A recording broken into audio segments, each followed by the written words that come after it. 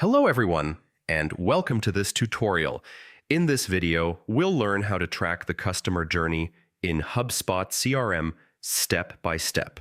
Perfect for small businesses and marketers in 2026. Tracking the customer journey helps you understand how leads and customers interact with your business from first contact to conversion.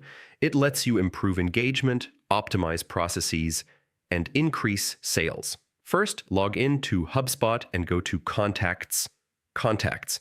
Click any contact to see the timeline view, which shows all emails, calls, meetings, website visits, and form submissions.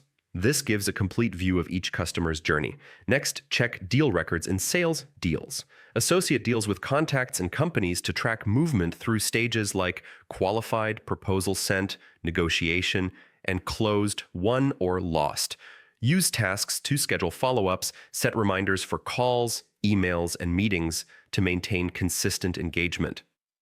Segment contacts using lists based on behavior, lifecycle stage, or engagement. Segmented lists allow targeted messaging and campaigns for each stage of the journey.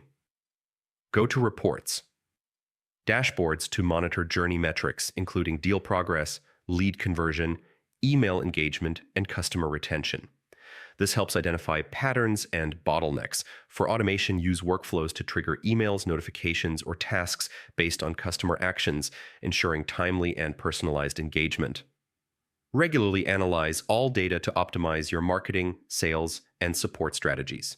Understanding interactions at each touchpoint improves conversions and customer satisfaction. In summary, tracking the customer journey in HubSpot CRM lets you see every interaction, engage leads effectively, and grow your business efficiently.